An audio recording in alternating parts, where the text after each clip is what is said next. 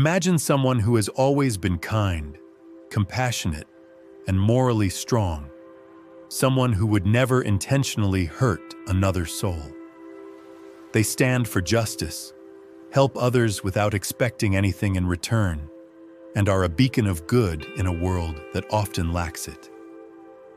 Now picture that same person over time becoming unrecognizable. They transform into someone capable of cruelty, deception, and even destruction. What causes this change? How does a good person turn into a monster? Today, we're going to explore the psychological and philosophical forces that shape human nature. We'll uncover the hidden mechanisms that push even the most virtuous people toward darkness. And by the end, we'll reveal a powerful truth that will change the way you perceive human nature forever. Understanding this transformation is critical because it's not just a theoretical discussion, it impacts all of us. You might think you're immune to such corruption, that you could never fall into darkness. But history and science tell a different story. The terrifying truth is that under the right conditions, anyone, no matter how kind, just, or morally strong, can descend into something they once despised.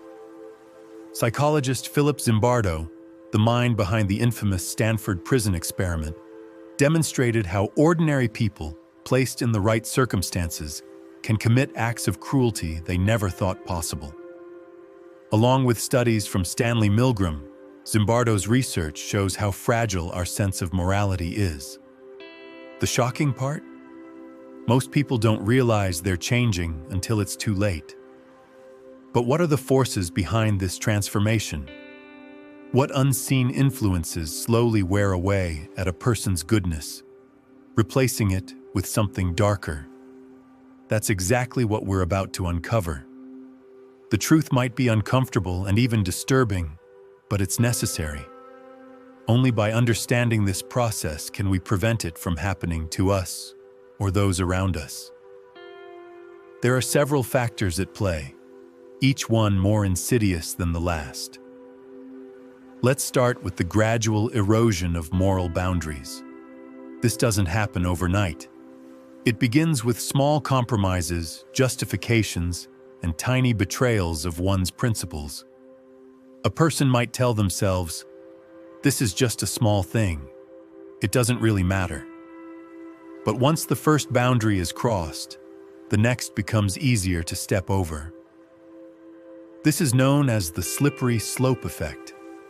A good person might start making minor ethical exceptions in difficult situations, lying to protect someone, bending rules for a good cause, or justifying minor wrongdoing for the sake of necessity.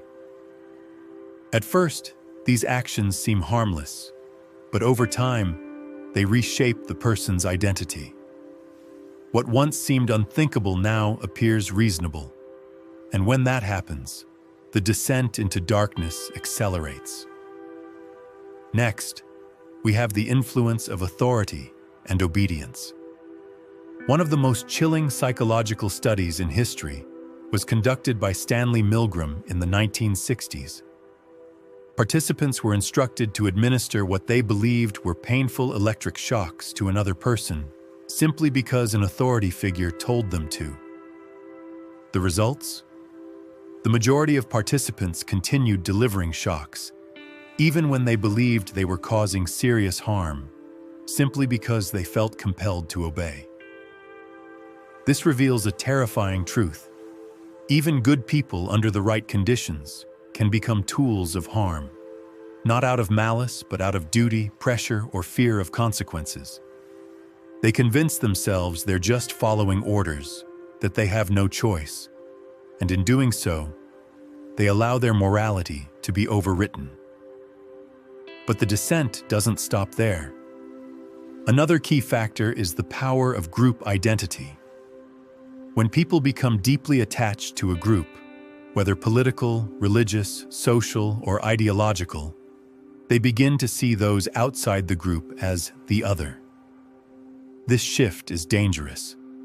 Once people view outsiders as less than human, They justify harm, oppression, and violence. Dehumanization becomes one of the most powerful tools in turning good people into monsters. It allows individuals to justify cruelty by seeing their victims as undeserving of empathy.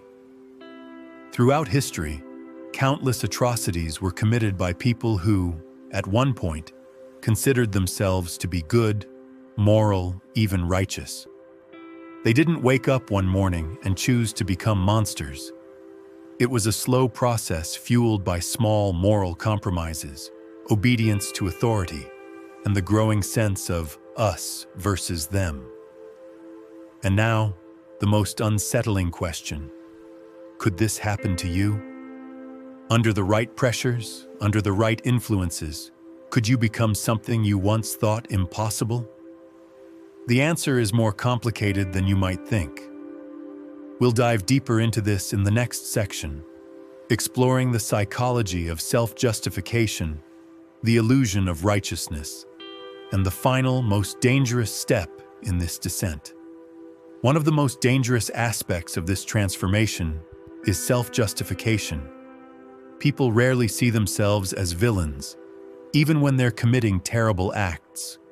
Instead, they create narratives that allow them to believe they are still good, still righteous, still on the side of justice, even when their actions suggest otherwise.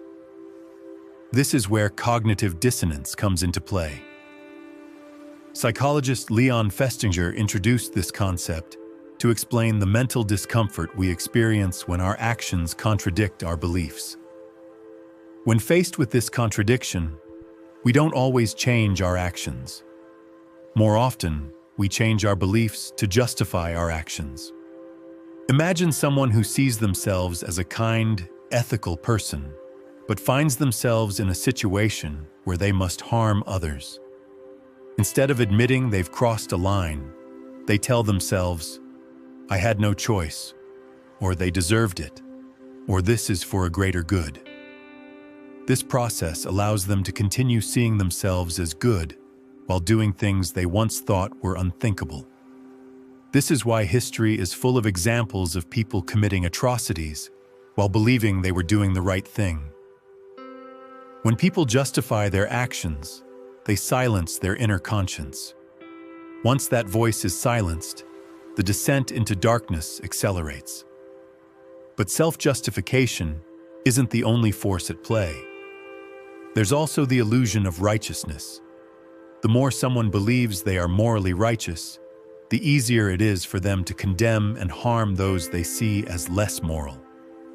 This is known as moral licensing. Studies show that when people view themselves as good, they often feel justified in doing bad things.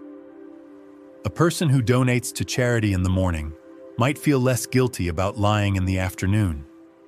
A leader who believes they are fighting for justice might feel justified in silencing dissent. The irony? The more people see themselves as righteous, the more blind they become to their own moral failures. History has proven this time and time again. Some of the greatest horrors were committed not by people who saw themselves as evil, but by those who believed they were on the right side of history. And this leads us to one of the most dangerous steps in the transformation of good people into monsters: dehumanization. When people see others as enemies, as obstacles, or as less than human, their moral restraints collapse. This is how ordinary people justify cruelty, oppression, and even violence. It's why soldiers are trained to see the enemy as less than human, and why political and ideological conflicts often turn vicious. It's the dehumanization process that enables people to justify violence against those they once saw as equals. This is not just something that happens in wars or large-scale political movements. It happens in everyday life. It happens in workplaces, in relationships, and online, where people attack strangers with words they would never use in person because they don't see them as real people. And the scariest part? It could happen to any of us. No one is immune. So now we must ask the most difficult question of all. If good people can turn into monsters, how can we stop it from happening? The answer isn't simple, but in the next part, we will uncover the hidden safeguards, the psychological defenses that can prevent this descent. Because while darkness is always present, so is the light. And the difference often comes down to awareness, self-reflection, and the strength to resist the forces that seek to corrupt us.